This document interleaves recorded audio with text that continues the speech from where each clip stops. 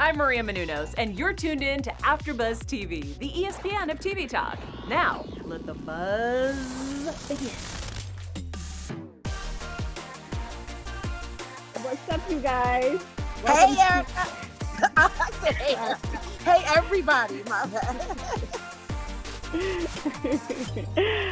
All right, you guys. Welcome to the AfterBuzz After Show Season 3, Episode 3. I am your host, Erica Edwards. And wait, I'm sorry, I'm looking, but whatever. Okay, I'm your host, Erica Edwards, but I couldn't do it without the crew. So give it up for all of the other fabulous panelists. So right now, give it up, you guys, for the original OG Lauren Hubbard. Hello. Give it up for Kitty Kaboom coming to you live from the pool, baby. Hey, guys. Good to be here. So glad to be back for another week. Yeah, she's living her best quarantine life. Amen. Right. Amen. And give it up to the one and only, the man with the mental cuisine, Chef Beans. Oh, hey, what's up, y'all? I didn't even know y'all was there. What's going on? I didn't even know y'all was there today. God. Oh, what's up? Oh, my God. Okay, well, it's good to know I wasn't the only one. All right. All right, you guys, thank you so much for joining us for Episode 3, the after show of The Chi. So let's start it off as we always do with an overview. And I actually really enjoyed this episode. I'm kind of feeling this season, I'm not going to lie, but that's just me. So let's start off with you, Lauren. What were your thoughts overall of the episode? Overall, I liked it. I think we got to see every character in this episode and got their story pushed along a little bit.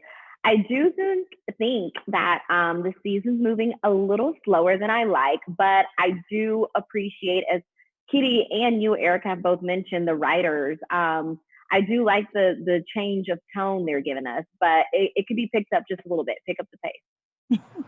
All right. Mr. Beans, what are your thoughts?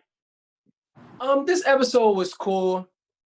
Back to what I was talking about last after show, as far as like the multiple storylines.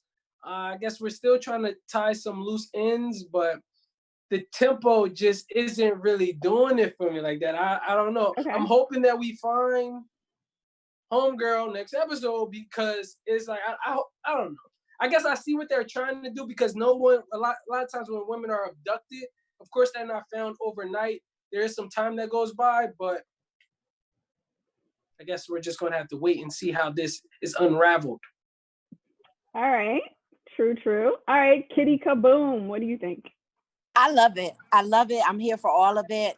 I'm so grateful, as we continue to say. My assumption is the writers have changed. I don't know that for a fact, but I do like the tone. I like the direction. I actually like the pace that it's in. The buildup is awesome for me. Like, it keeps me on the edge of my seat to see what really is going to happen next. And I feel like last season, I was just like, whatever happens, it's going to be the same, whatever happened last week. So I don't know. And it doesn't feel that way at all. Like, I'm like, oh gosh, I can't. And oh, well, I won't drop that. Yeah, it feels good. I like it. Well, cool. All right, you guys, just in case you don't know, as always, we have our special segment. We have news and gossip, so stay tuned, kicking it with us until the end. For me, what I am liking about this, even though the pace is slower, I feel like the writers are doing a little bit of a better job than with character development. Because I felt in the past, some characters, like, I'm almost starting to like Ronnie right now. So I'm starting to actually, I know, cray, who thought?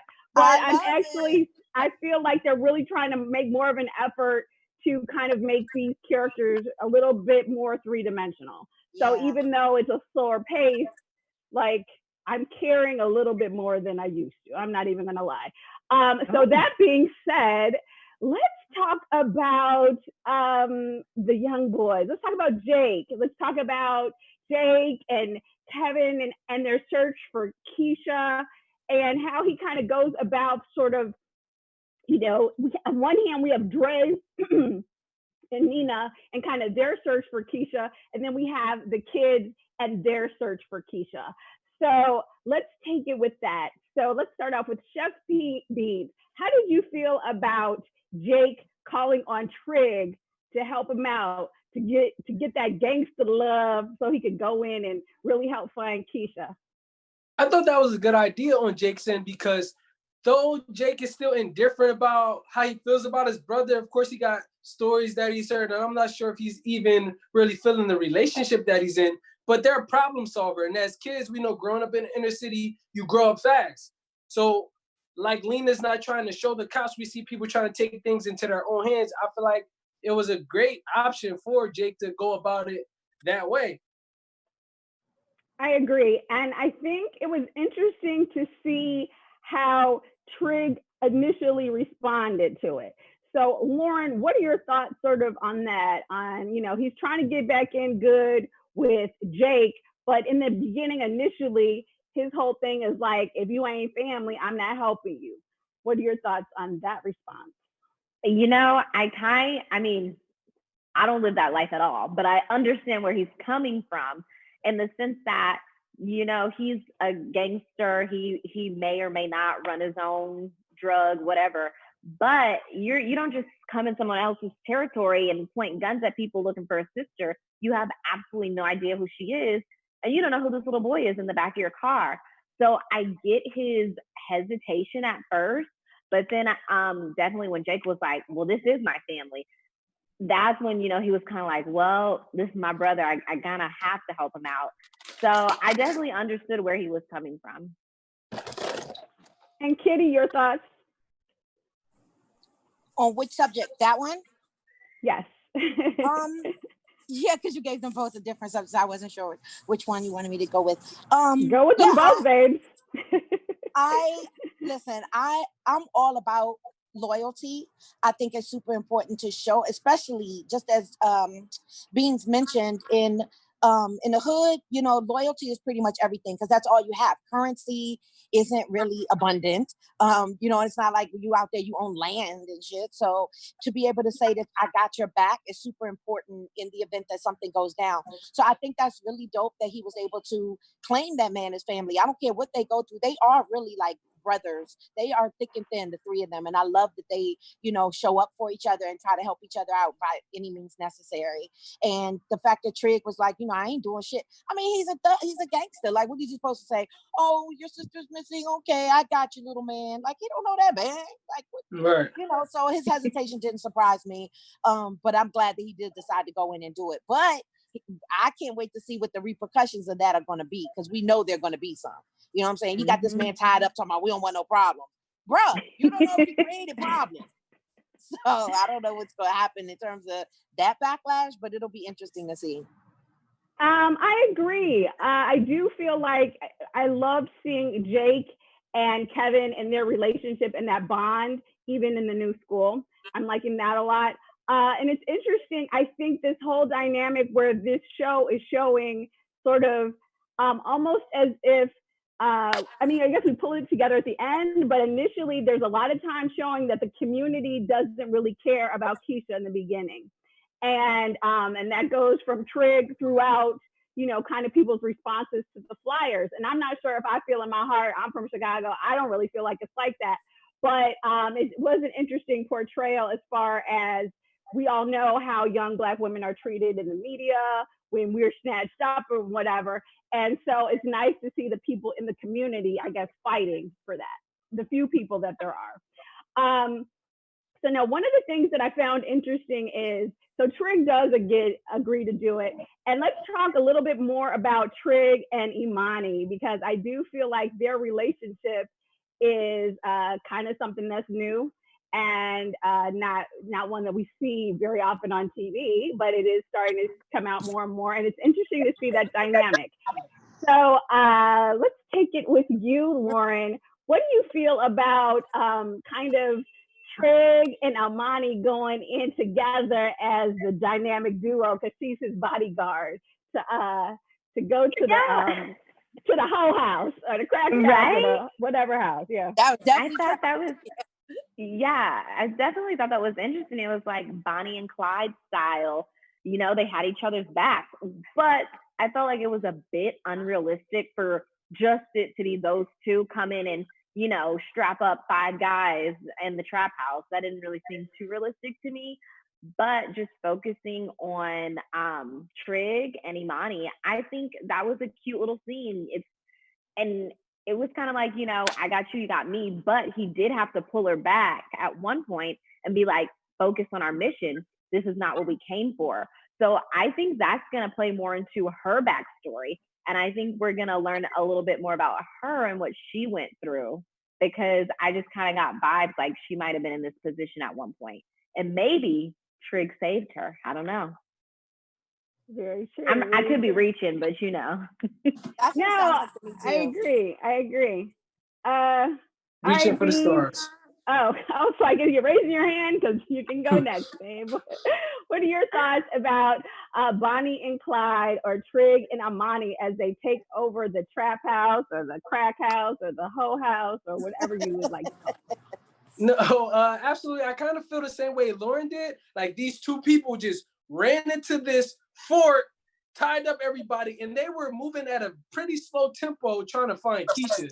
Like, oh, is she in this room? Is she behind door number 2? Door number 3? No, it seemed a little unrealistic, but whatever. We're not going to dive too much into that. I'm noticing that Trig still has a soft spot for her, because Trig is like this super, I'll pull a gun out on you, shoot whoever. But as soon as he starts seeing his girl get emotional, that's when you're like, oh, babe, come on. Like, come on, we got to stay focused. I'm noticing that vulnerable side of him with it. So we still have some more unraveling to do, but I'm noticing he definitely has a weak spot for her. So this episode showed the most chemistry that we've seen prior to the first 2 episodes. You know what's so funny about that? Men and women and perception.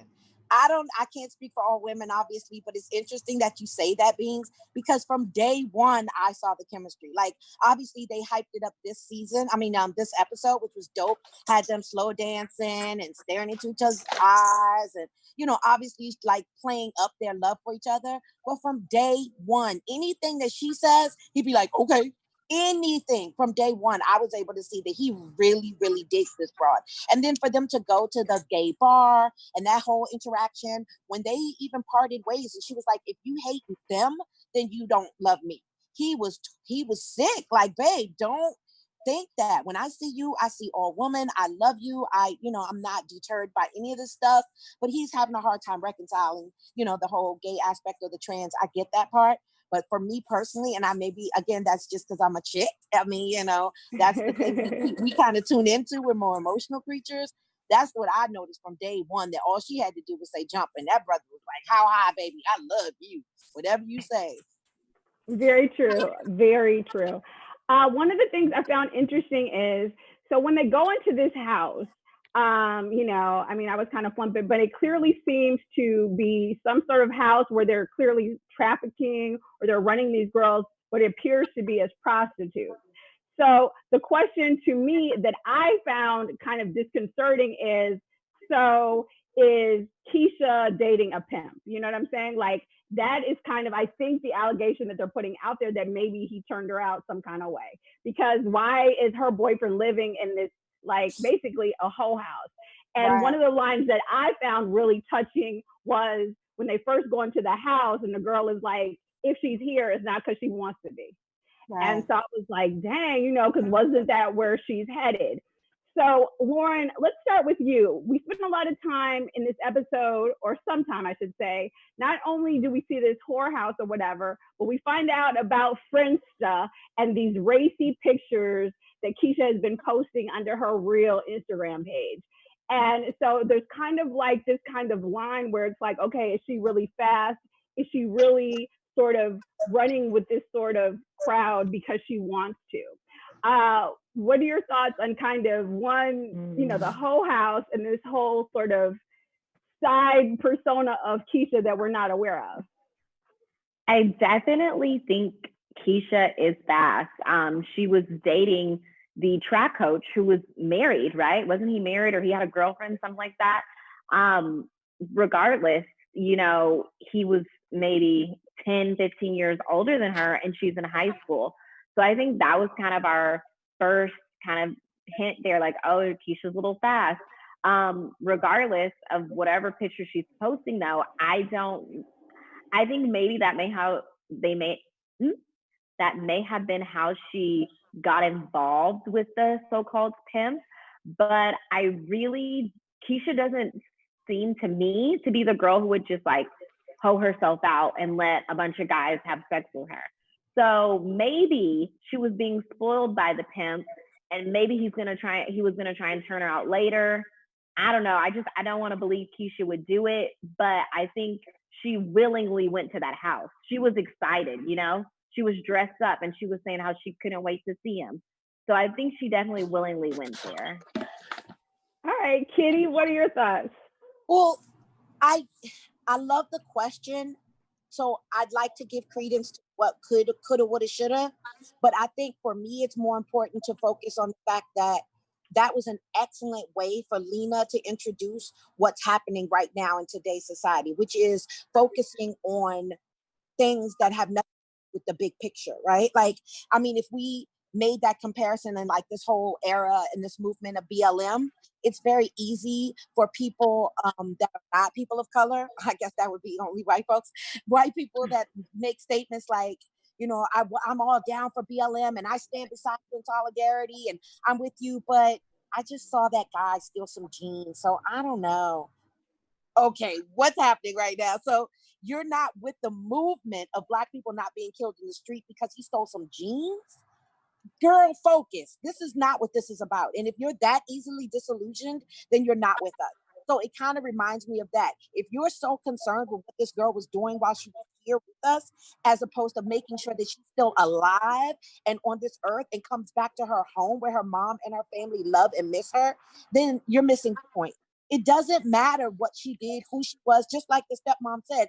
I don't care if it was a picture of her with a dick in her mouth.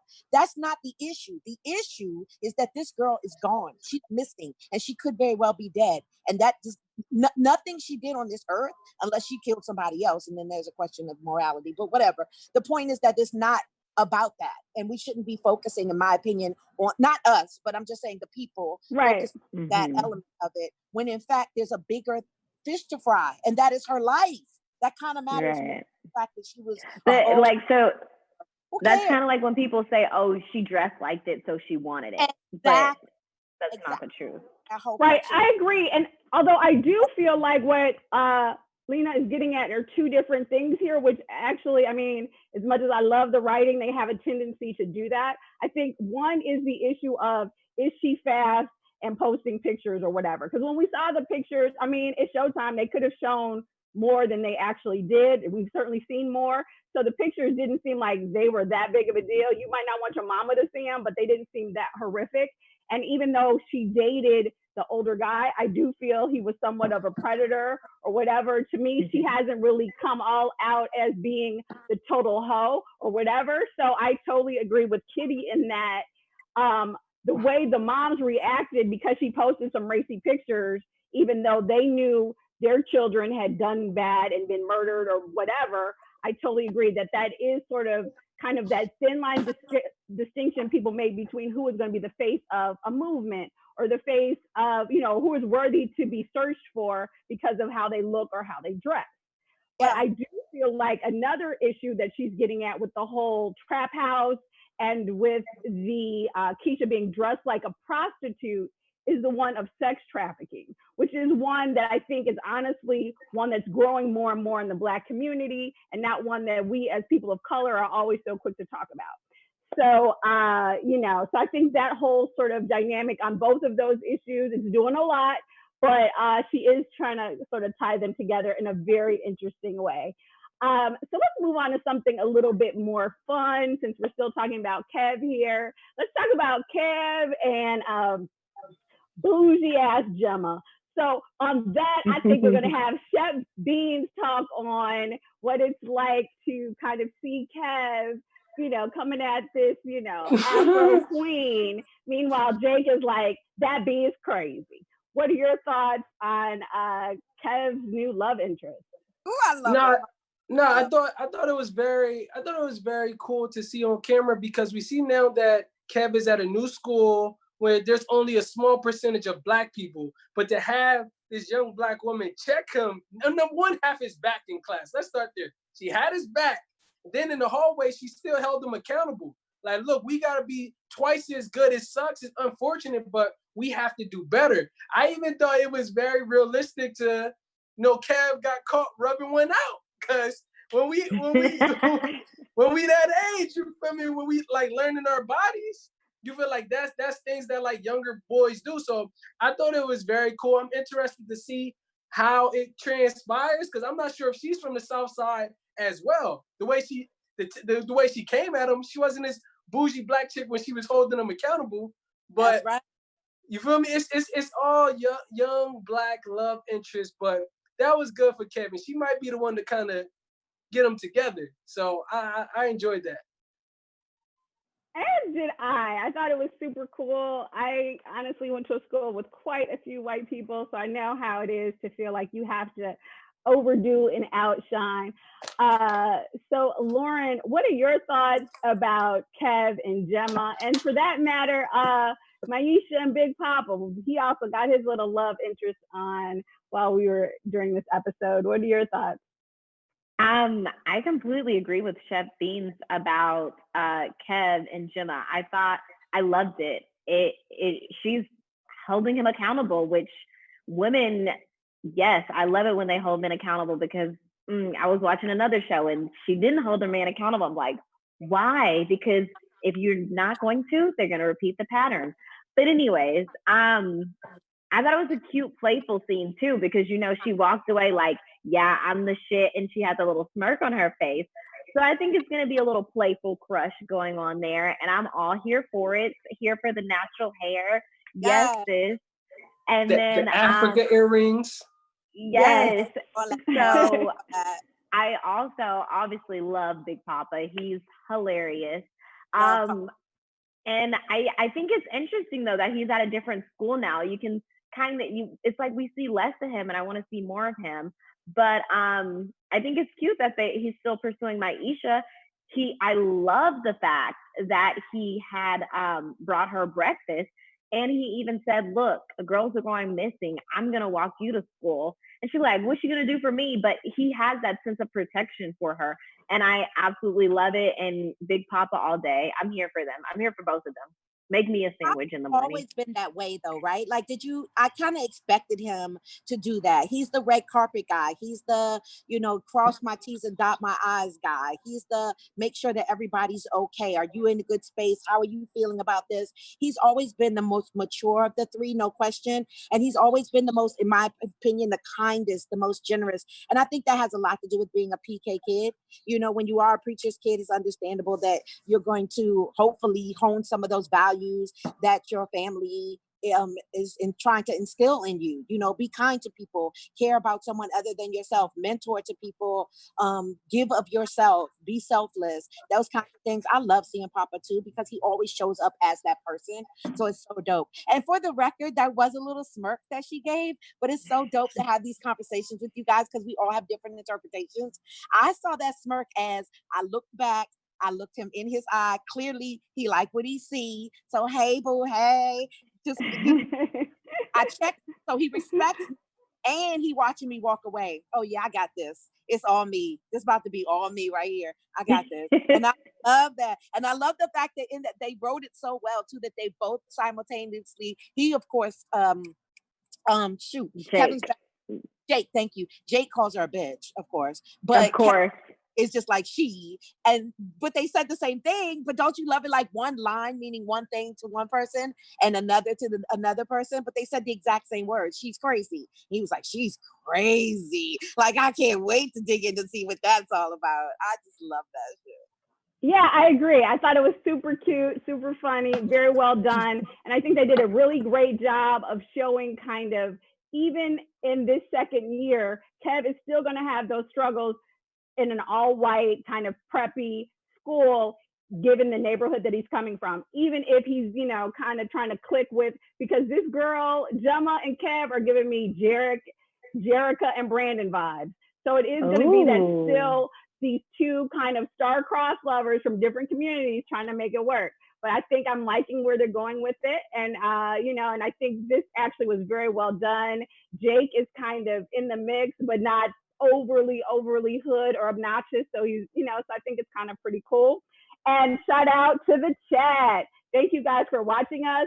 Original24, shout out to you. Our first official comment tonight says, I wish Papa went to school with Keven and Jake. Papa has been kind of left out of the crew this season. I totally agree with you on that. However, I think with the Ronnie taking refuge at his house and with Big Papa's father kind of coming into play and dealing with Ronnie, maybe we'll see Big Papa doing some other things a little bit on his own this season. Who knows? But yeah, I do kind of miss the three of them kicking it, to some extent. Their friendship. Don't let not being in the school keep them from still like hanging out and, doing stuff together, like planning stuff together outside of school hours. You know what I mean? It just shows their loyalty to each other. Pretty cool. Which I totally agree and love. So let's move on to Emmett, another sort of light character this episode. So you guys are all right. Emmett is sneaking in Sonny's establishment on the down low. And for some reason, I don't, I guess we've already talked about the slow pace, so I'm not going to trip on it, but randomly, they're homeless now. So I was like, when could you show me a scene with the landlord? Could you say you don't have some money? Could you do something? But that's just me. Okay, so we see him and Tiffany, which is really interesting because, weed is becoming, is actually legal in Illinois now. So she's out there slinging weed, but I'm not quite sure, is she a weed delivery person? I'm not, I want a few more questions about that. But let's start with you, Chef Beans. How are you feeling about Emmett and Tiff and their whole plan to let's scheme on Jada and get up in her place? So with Emmett and Tiff, yes, they're trying to figure it out, being that they have a kid together. But you can see Emmett's glare when he's looking at Lala. Like he's putting up and dealing with Tiff, but I think Emmett's gonna go back to his old ways. You feel me? Because it just doesn't seem like they're on the same page. Now, we were talking about accountability earlier. I did like how Tiff kind of spoke to the mom, like, look, you're enabling him. I understand everything that's going on. I'm grateful for you holding this roof over our heads, but you're enabling him. Whenever he doesn't want to do something, he decides to go to sleep, you swoop in like Superwoman. He's not going to be able to grow into the man he's supposed to be if you continue to do that. So I enjoyed that aspect of it. I just feel like Emmett and her, I just feel like it's going to be short-lived. Why are you saying that? You saw at the restaurant, Emmett, and they were looking at each other like, yo. I don't care about him being a hoe because he's going to be a hoe and whatever. We could talk about that. But why did you say he's putting up with Tiffany? What is she doing that's so horrible except asking him to be a grown-ass man with a child? No, she's putting up with him with his standards. Not saying you said he's putting up with Tiff. I'm sorry. No. But yeah, I mean, I do mean that as well. I feel like he's putting up with Tiff because this level of accountability, he doesn't really, he kind of is 1 foot in, 1 foot out. Not saying it's a bad thing. I believe we're on the same page as far as it's a good thing holding a person accountable. But I'm saying as far as how Emmett operates, that's more so what I'm getting at. How Emmett operates, he's kind of like, yeah, I hear you. But Emmett still has his fast ways where he's going to do what he wants to do regardless. Then he's going to lose his family. I kind of agree with Chef Beans on this one. I do feel like we haven't seen enough of the chemistry between their relationship. We've seen them smash, obviously, but we haven't really seen them have sort of fun times. We haven't really seen them sort of click. Most of the times I recall she's always basically bitching at him. So, right. And even to this day, every so often they come together for sex, but we don't see the same connection that we even saw with him as a friend with Keisha. And now he's honestly, to me, he's having some sort of connection with Lala, Dominique, or whatever. And I felt some kind of way, honestly, about how Dominique was all up on him. So I'd be like, okay, you know what I'm saying? When she first came in there and she was like, oh, I'm not like those other chicks you're used to dealing with. Give the man some personal space. And I'm curious, and but Lauren, that turned him on. I mean, of course, you know what I'm saying? Like, who wouldn't be turned on by that? But she knows he with somebody. She came to him first talking about, you know, show me the D. So I feel like we have some kind of idea of where she is coming from, even though he clearly lives with somebody. But Lauren, what are your thoughts on the whole Emmett and Tiff situation? Yeah, I agree with you. We really haven't seen any chemistry between them. I think between this season and last season, we saw one good moment where they actually sat down and had a conversation. But other than that, there's no hugs, there's no kisses. It's literally smoke a blunt and have sex. And I'm still confused if she's pregnant or not. Like, because how much more weed are you going to smoke with a pregnant baby? So I guess that storyline is gone. And I'm also so confused as to, like you said, he just had an apartment that he completely furnished and painted, and now it's just gone. They couldn't have said, man, times was rough, I couldn't pay rent anymore, you know, anything. I don't like that whole. And I'm also wondering, what kind of age difference are they trying to make between Dominique and Emmett? Because low key, Dominique could be his mama. So I'm just trying to figure out, like, you know, like, I'm just trying to figure out all of it, really. I agree. Okay, shout out to the chat. And I think, Kitty is probably, you know, trying to get her pool situation, but she'll be back, I'm sure. But shout out to Boomin, Chakura. I'm sorry if I mispronounced your name, but a lot of the people in the chat are making the same points that Lauren is making, which is the same point I was about to make. What happened to the magical baby? Is she pregnant? Is she not pregnant? Like, what? Can we at least show the girl having a miscarriage or doing something? But yeah, so they're totally. And shout out to Rachel. Rachel made the comment earlier, and I think this has to do with the pregnancy and some of the other storylines, is that this season feels almost like a spinoff because it's almost like season 2 didn't happen. They're not really referencing Brandon. They're not referencing some of the storylines that even we're going through with Tiffany. You know, Darnell had 1,000 kids and a wife. Now he's just divorced. We don't see any of Emmett's 25 siblings anymore. There are several different storylines that sort of just evaporated. And so that part, although we all are feeling the show, is a little disconcerting, but you know, maybe, you know, we're only the 3rd episode in, so maybe they'll tie us all back together.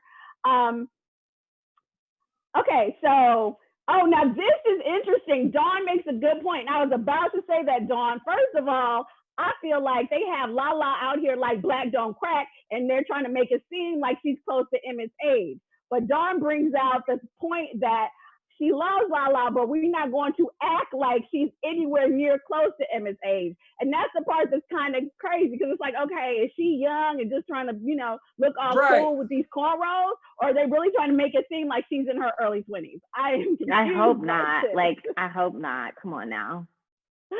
Yes. And Original, Original 24 says, Emmett will get caught. I think a customer will come in during the day and tell Sonny that the food is better at night. Yes, I think so too. Yes. So let's ask Chef Beans on this one, since he's got the mental cuisine. What did you think about Sonny and whole kind of Dominique gonna come in there and talk about his chicken like that? Like, what were your thoughts? Well, because I think Sonny was making a particular point, or the writers were trying to make the point about how new people want things to change, as in, I'm thinking, our movement, our protests, and older people want things to kind of stay the same. What do you think? Yeah, it was so many different entendres in that scene, in this whole episode, but definitely in that scene. But if I'm gonna just look at it like objectively, I thought it was disrespectful, not just because I manage a restaurant, but come on, how you gonna come into my establishment and be like, this could taste better? You can leave, and if you don't want it, just straight like that. Like, we're not gonna play these games. So, but yeah, I think if we tap back into like that older way of living to bring back up the restaurant that I manage, there is an older woman who works there, and regardless to what position you have, some older people, I use some loosely, are so stuck in their ways that there's no changing them. You get what I'm saying? I agree. So yeah, like I thought they were trying to portray a lot of different things with that, and how us as young millennials, Generation Z, whatever you want to say, we're supposed to sometimes just say, yes, you got, or okay, you're right, but no, like I'm also going to speak on how I feel. So it's just we're going to have to agree to disagree. But I didn't think she should have came in there and told him that his food wasn't whatever. But maybe this could have been an opportunity for him to kind of be like, maybe I could enhance it. So who knows? But it was like a tug of war type situation. Yeah, I agree. Lauren, what are your thoughts about sort of all of this? Emmett, Dominique, and how they're trying to make Lala? I thought it was so disrespectful for her to come in too, and she actually she really said, I wanted to see how the chicken tastes during the day. So it's kind of like, well, what would it taste like at night, you know? I did think that was disrespectful. Now, if she wanted to tell Emmett, hey, look, tell your man to use some buttermilk, maybe that could have been a better way to help him out. But I definitely I really hope that the writers aren't trying to make Lala his age, at least maybe like 30s and her early 30s, you know, because she could play a good cougar, but if they try to make them the same age, it's just not working out for me. It doesn't make any sense. Yeah, I'm with you on that. I'm not clear really what they're trying to do because she's coming hard. Like I feel like she's coming. I think she's definitely sending out the signals because she's the one who's like, well, I'm not not like the women you've been messing with or whatever. That little, I mean, so far every time she's, you know, she's coming hard. And I think, especially if to me, I don't know, is she not aware? And I guess I'll ask both of you this. Do you think Tiffany knows about Dominique? No, not at all. Nah. Not at all. Nah. Because like I said, Tiffany and Emmett's relationship, it's got like they're putting up with each other. That's what it seems like. It doesn't seem like a genuine relationship. It's kind of like we got a kid, we trying to figure it out. Like we said earlier, I believe you said, Erica, you see how Emmett responds to Keisha. You see how Emmett responds to Dominique. When it comes to Tiff, it's kind of like, I'm sorry, babe. Let's smash, which we know happens in married relationships. Y'all have a problem, y'all smash and y'all act like anything, but the problem just keeps reoccurring. That's what's happening between them. Yes, I agree. So a little bit of what's going on in the chat. Original24 said, I would have preferred if Dominique was more business-minded. She was acting too thirsty towards Emmett when she came in and made the comment about the chicken and buttermilk. I totally agree. Honestly, I don't know if I want to quite go as far as to say thirsty, but from day one, when she had that man pull his drawers down on her stoop, we already knew what she was on. I mean, I think that's kind of, you know, hopefully it would be interesting if they play her as a cougar, because I feel like it just would make more sense and kind of honestly be more realistic. Wait, can I ask something as well? So no, go ahead. What just came up to my mind, so let's say Dominique is older than Emmett by at least 10 to 15 years. A lot of times when we watch this on media, it's kind of normalized, like, oh, the cougar and the young boy. And we laugh it off and keep it pushing. But when it's the older man and the younger woman, that's when it becomes predatory behavior. So maybe this could be another thing that they're trying to bring full circle. Like, it's, of course, Emmett is over the age of 18. I'm not saying that, but it's just normalized because Keisha is technically over 18 as well. So we don't know if she's just dealing with an older guy or if she just got kicked. Like, we don't know, but I think that's another narrative that just came to mind to me, because not at once, we don't know the age of Dominique, but we're still like, whatever. You get what I'm saying? It's just normalized. You're reaching. You're reaching. I'm just kidding. Okay, all right. Shout out. The chat is blowing up. Now this is where they got to say. Now I didn't, you know, I'm not going whatever. But one of the comments that's getting some laughs is that Dominique so far is just a waste of a character, and she has no substance or value to the show. All right. But she does add good food and recipes, which clearly was lacking because we know Emmett couldn't cook, and apparently Sunny's chicken is just borderline. So right now we're kind of, you know, we're just getting a feel for her, but I do feel like she's not quite cooking as of yet. Now let's move on to Nina and Dre, because we see a little bit more of Nina and we're seeing a little bit more of Dre in that relationship, which is kind of a change from the norm. She's always kind of been in the background, but now with Keisha being missing, and we see Tracy from season one comes back. Shout out to like everybody looks like Lala to me. All right, but I was like, oh, they kind of resemble. This is how they wanted it. Like whatever. I'm not going to make any colorism comments, but it's certainly people looking a lot alike on this show right now. Okay. So what are your guys' thoughts about kind of the mothers group and Tracy? And that was kind of a nice scene to see the visual for Keisha.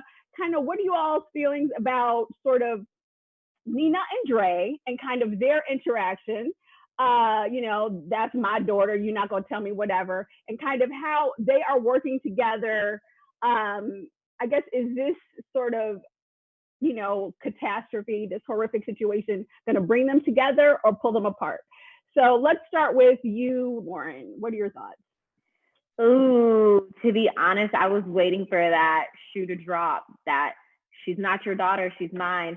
I feel like at some point or another, it happens with every single step parent. You know, when you first get together and you get married or even a relationship, you're like, yes, these are my children. I want you to treat them like they're yours, welcome them with open arms. But if they say something you disagree with and you don't want your child to listen to that parent, then all of a sudden it's not your child anymore. And it sucks, you know. Dre's over here thinking I thought I was part of this family, and then Nina's like, pause, they're not really yours. So that was a great scene to watch because it's very realistic. But I just wish Nina would just be just a little softer. You know what I mean? And that I hate when, and thank goodness they're not overdoing it like Grey's Anatomy. But I just hate when they make the dark-skinned women so tough and so strong that she can't accept help from anyone, because that's not true. That's not how everyone is. So I wish she would just kind of let some of her walls down and just let Dre help her, let Tracy help her, because they genuinely want to help her. And I'm glad we got to see Tracy again. I see they're keeping some characters around, but as far as, you know, the whole trying to find them, I think they are trying to find Keisha, my bad. They all need to get on one page. Everyone needs to get on one page and try and work together at this point. Yeah, I agree with that. I think that it's interesting because I totally agree with you. In every sort of step-parent situation, there is that moment, I think, early on or in the beginning of, you know, once you're first combining your family with someone that you're like, okay, yeah, these are my kids and not your kids. So I thought it was kind of an interesting way they handled that issue. I think, you know, and it's the whole thing about the pictures and who wants to look at the pictures, but I like the way they're kind of sort of working through it. What I find interesting, I think, or almost frustrating is I mentioned in the beginning about the sort of the dualities of the investigations. I kind of want Kev to like let his mom know, like, yeah, she was dealing with this thug and I went there with Jake, you know. I mean, I know whatever, you know, I don't want them to like just come out and say it, but I kind of want them sort of to come a little bit together as a team. Chef Bean, let me ask you this. One, what are your thoughts sort of like about that issue where it's kind of like everybody's sort of doing their own investigation? And I get that Lena doesn't want any police, but personally, I feel like if she's going to be gone all season, I'm going to need an FBI, I'm going to need an agent of some sort. I hate to be like that, but I'm a true crime person. I need someone to be investigating some. But Beans, what are your thoughts, I guess, about the whole dynamics involving the hunt for Keisha? I think you hit it on the nose, and no one's on the same page, because we start off, okay, we're handing out flyers, kind of how episode 2 ended. But boom, let's go to this group. And in the group, there were a few different conversations happening. The piggyback on what we was talking about earlier, yes, we'd like to help her, but she seems a little promiscuous, which is passive and dismissive of the whole case. But then, like you said, you got the crime fighter, the little rascal crime fighters, where it seems like they're covering a lot of ground as well, but there's no camaraderie. And the simple fact that Emmett was withholding the login information, it's like, do you really want to help her or not? Because she's been missing for a week. but you have her login information, which can help people take a step. It's all over the place. That's what I feel like. So if everyone's like, okay, cool, you got this, I got that. There's a sex rink over here. This, that. Maybe we can unravel some clues. I don't know, but Ronnie, last minute, we saw this random guy at. I don't know. I'm still just waiting to see how it's unraveled. Exactly. So let's move on to that as we close it out. The random guy. So here is my thoughts on that, because I watch like so much crime stuff.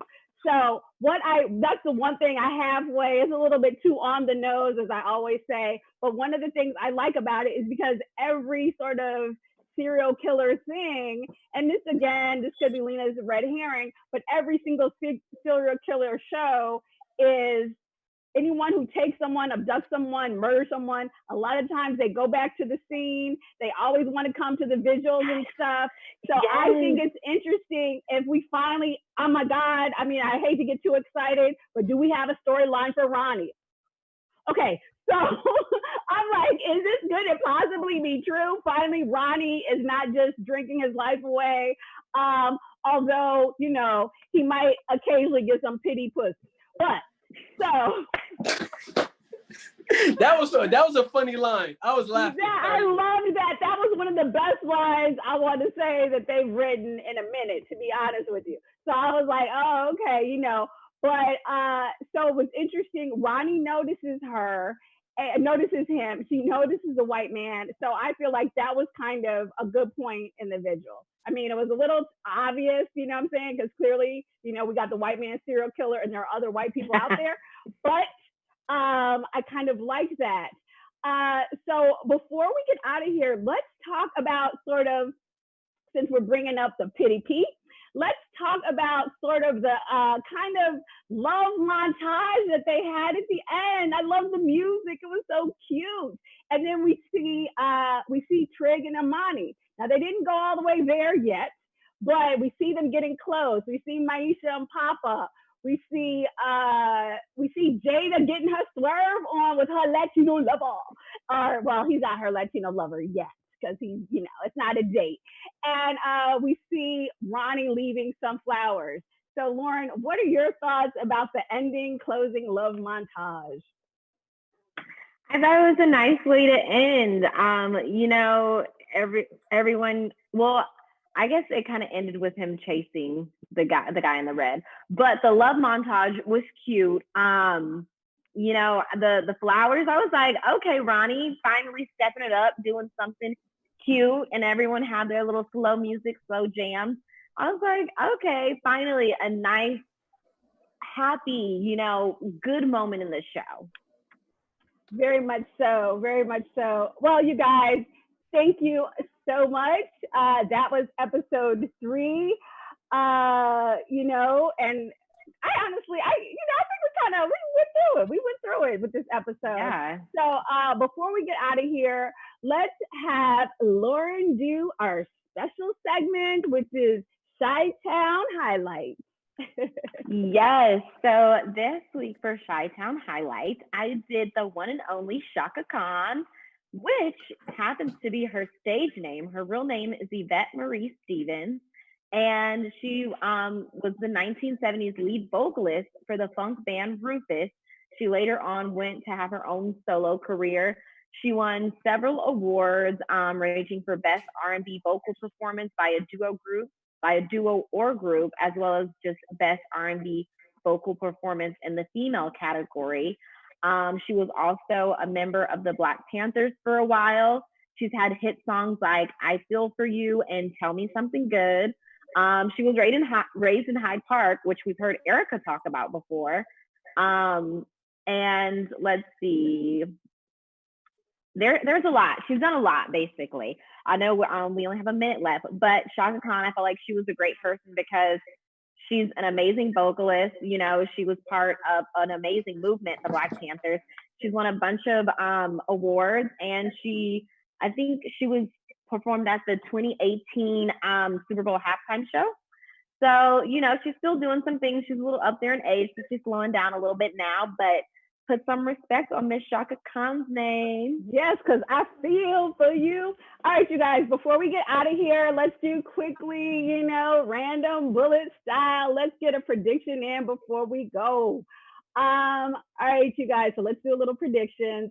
All right, Chef Beans, take it away. All right, I feel like Ronnie's storyline is going to build it with his hunt, chasing after this mysterious white dude. All right, go ahead for it, Lauren. Dang, that was gonna be mine. Okay, well, I'll say if that happens, hopefully that means next episode we will find out what happened to Keisha. Is she still alive? Is she gone? Is she stuck in someone's basement? I agree. All right, for me, since I guess mine isn't more so a prediction as this is what I've heard on my other AfterBuzz TV shows, but next week we will see Candy Burris, and I know she's playing a role of Duda's ex, and my understanding is she has some very hot and heavy bisexual love scenes. Yes. So that should be fun and amazing. So you guys, thank you so much. Again, shout out to the chat. Thank you guys so much for keeping it popping. Thank all of you guys for watching us here at AfterBuzz and making us the ESPN of TV talk. Like, comment, subscribe, continue to subscribe after our live chat here. And if you're listening to us on iTunes or Spotify, then give us those 5 stars, baby. All right, you guys, before we get out of here, folks, let's start off with you, Chef Beans. Where can they find you and what would you like to promote?